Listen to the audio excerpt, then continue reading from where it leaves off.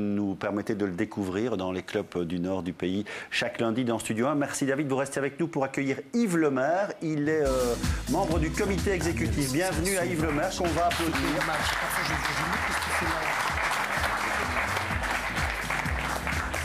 Alors, Yves Lemaire, bonjour. Vous êtes non seulement membre du comité exécutif depuis 1996, mais vous êtes président d'un club, le Lorrain-Arlon, dans le Luxembourg. Vous avez fait un long trajet. J'espère qu'il n'y avait pas trop de neige sur la route pour venir nous rendre visite. Depuis 1972. Et la première réflexion qu'on peut avoir, c'est que depuis 1972, vous qui êtes un passionné de football et qui faites vivre ce club qui oscille entre la première provinciale et la promotion. Vous êtes en tête en première provinciale luxembourgeoise. Le football a bien changé, non, depuis ces 36 ans que vous êtes à la tête. Ouais, disons, il y a beaucoup d'éléments qui sont intervenus depuis que je suis en tout cas président du club. C'est toute cette évolution qui rend la vie des petits clubs de plus en plus difficile. Et c'est quoi Moi, c'est la conjonction de beaucoup d'éléments.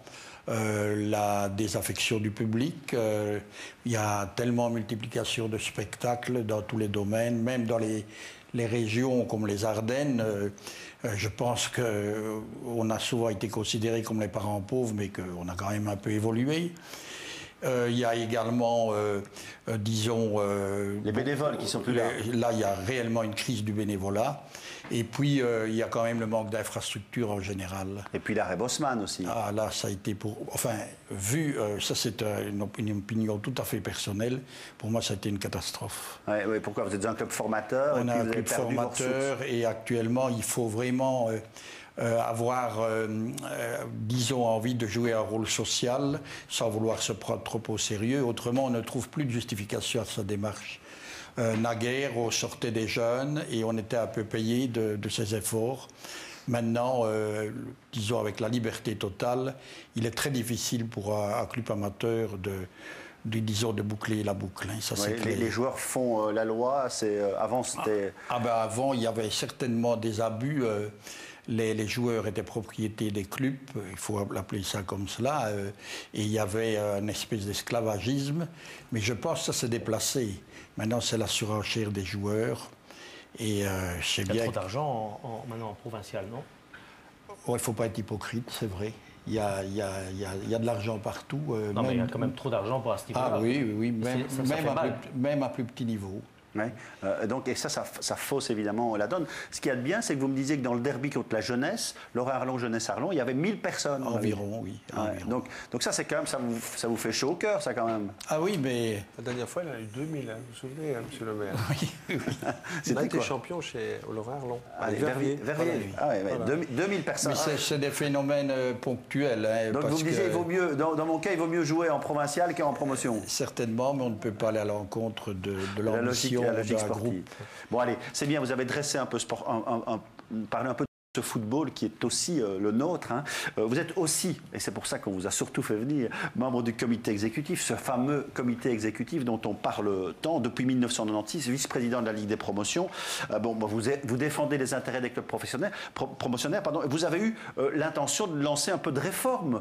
Vous avez quelques idées, vous avez mis quelques idées qui n'ont jamais abouti, notamment avec les équipes réserves de D1. Vous vouliez les voir jouer à quel niveau?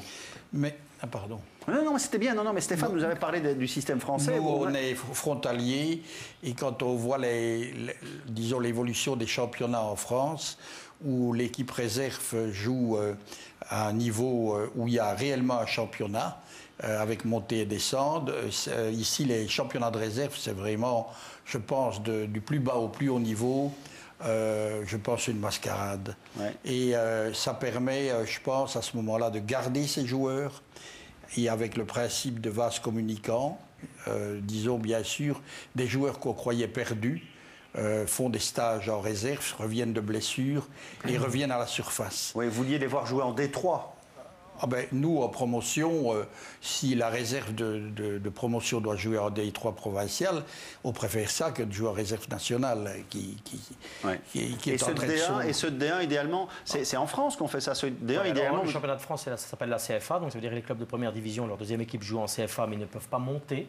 Mais par contre, ils font jouer les jeunes du club et des pros qui descendent. Par contre, il existe des équipes en CFA qui arrivent premiers devant la CFA de Lens, de Lille, et qui peuvent monter. Ça permet de rééquilibrer et surtout de hausser aussi le niveau. Simplement, je voudrais quand même pour une fois être positif par rapport à ce qui a été fait cette année, c'est que les réserves de D1, on a obligé de mettre 7 jeunes belges. Donc qui est quand même une première. Ça permet alors, certains disent ouais mais ça renforce pas la qualité, le championnat est toujours aussi faible. Oui bien sûr à court terme, mais dans la durée je pense que en obligeant de faire jouer du belge, dans la durée le niveau va augmenter et on va avoir du jeune belge parce que à un moment on est tombé dans l'excès. Michel, il y avait 11 étrangers qui jouaient. Moi j'ai connu ça à Moucron, il y avait 9 étrangers dans le on a évoqué ça, cette volonté qui n'a pas abouti, ce sont des choses que vous mettez à la discussion à la fédération. Je voudrais quand même préciser donc les réserves de D1 veulent ce système-là et auraient souhaité jouer en Division 3.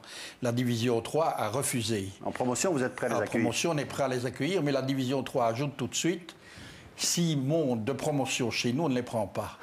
Oui, donc c'est un peu le casse-tête. Allez, c'est vrai que ça pourrait faire cela même un débat, mais on va profiter de votre présence pour parler du comité exécutif, de la fédération, sur laquelle on jette un peu, pour prendre une expression peut-être excessive, l'anathème régulièrement dans notre émission en se disant, bon, elle est un peu sclérosée, cette fédération, et le comité exécutif particulièrement. Vous voulez réagir comment par rapport à ça? Ah, mais pour moi, c'est très difficile. Il est certain qu'il y a actuellement une campagne je ne dis pas de déstabilisation, j'exagérerais, mais un discrédit jeté sur la fédération pour plusieurs raisons. Mais je pense que, en général, la fédération est un peu paralysée dans beaucoup de ses décisions. À cause de quoi? Du juridique? Le juridique, maintenant, les avocats sont devenus, je pense, les régisseurs du football national et international. Quand on doit prendre une décision rapide et, disons, de bon sens, et ça, c'est... Comme la Murguel, c'est une décision de bon sens. Attendez, Steph, oui. Mais, une décision de bon sens et que tout le monde attend avec impatience, très souvent, on se réfugie devant la difficulté de résoudre le problème juridique. Et là... si Stéphane est tout de suite prêt à réagir, je lui préciserai quand même que je ne suis pas du tout spécialiste dans ce domaine-là. Est-ce que c'est un paravent? Je ne le pense pas. C'est réellement une difficulté à résoudre tous ces problèmes. Mais je pense qu'il n'y a jamais eu autant de juristes avenue que pour le moment. Mais il n'y a jamais eu autant de juristes extérieurs non plus pour essayer de trouver la faille. Ça allait mieux quand on avait un médecin. Le résultat. Oui, ça, aujourd'hui, on a un avocat. L'Union belge laisse quand même les portes ouvertes chaque fois pour avoir des procès.